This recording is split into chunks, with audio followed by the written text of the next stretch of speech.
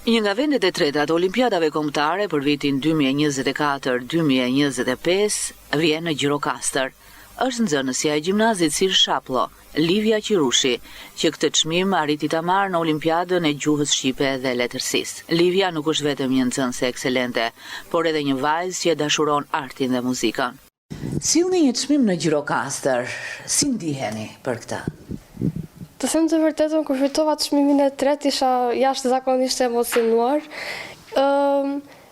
Nuk është se jam e pasigurt në pjesën e të shkruarit, që nuk besoj se mund të shkruaj mirë, megjithatë ishte pak e papritur gjithsesi sepse është çmim. Jam krenare që arrita të përfaqësoj qytetin e Gjirokastrës, po edhe shkollën Sir Shaplo gjithashtu. Sa arritët të merrnit nga pikët e mundshme? Ishin rreth 73% të pikëve nga 100. Do të vazhdoni të jeni pjesëmarrëse në të tilla konkurrime, të themi, në vazhdim? Këtë vit do të bëhet përsëri një olimpiadë letërsie dhe unë do të marr pjesë, kështu që po. Në olimpiadat e tjera të lëndëve të tjera? Në lëndët e tjera nuk them që nuk mësoj, unë jam e mirë besoj në të gjitha lëndët. Po megjithatë unë ndihem më sigurt të letërsi, mendoj se është lënda ime. Letërsia është pasioni yt që do mund ta vazhdoni duke vazhduar një shkollë të lartë të tillë apo keni plane të tjera? Për pjesën e të ardhmes nuk jam shumë e sigurt. Unë do vëroj më shumë pjesën e arteve dhe letërsia është një prej tyre. Librin do vazhdoj gjithmonë ta mbaj për krah, si shokun tim. Por mua më pëlqen gjithashtu edhe piktura, më pëlqen të pikturoj, dhe gjithashtu i bie edhe instrumenti të pianos. Pikturën e keni filluar ndonjë kurs pikture rreth apo ishte thjesht ajo dëshira, pasioni yt, talenti yt? Unë në fakt e kam patur shumë dëshirë pikturën. Është pasion im, e kam mësuar në mënyrë autodidakte kryesisht. Kështu vazhdon apo? Kështu vazhdoj akoma. Kam dhe në korridorët e shkollës piktura të bukura, punime të bukura nga ju, që ju ja keni bërë dhuratë shkollës, Po. Në fakt ato ishin fantastike dhe nuk duken të një vajze që ka punuar vetë.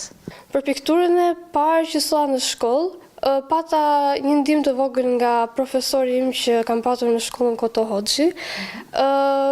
Por pikturën e kam mësuar më shumë në vetë, siç thash në mënyrë autodidakte. Ai më dha ndihmën e parë sepse pikturën me bojra nuk e kisha praktikuar aq shumë.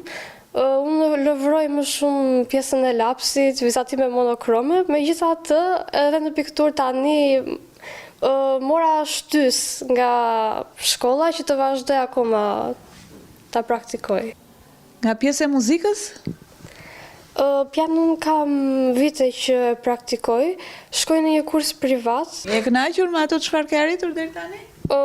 Personalisht jam shumë e kënaqur, por gjithmonë kuptohet që do punosh për më shumë. Dhe ardhmja tek pjesa e arteve mbetet, ë? Apo kryesisht aty, po që të shikoj asnjëherë nuk i dihet.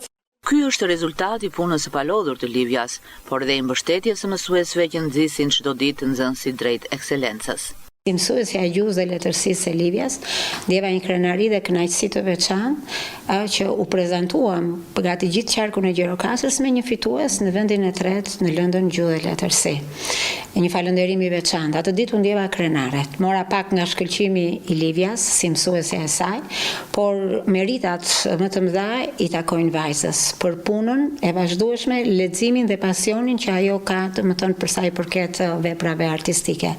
Livia është vajzë artiste në shpirt, një vajzë e cila talentin e saj nuk e shfaq vetëm në shkrim, por e shfaq edhe në fusha të tjera, në muzikë dhe në pikturë, ashtu siç dhe ju pat dhuratat që ajo i ka bërë shkollës në pikturë, por dua të falenderoj në të njëjtën kohë prindrit e saj për mbështetjen që i japin në mënyrën se si e kanë ndjekur vajzën në gjithë talentet e tyre.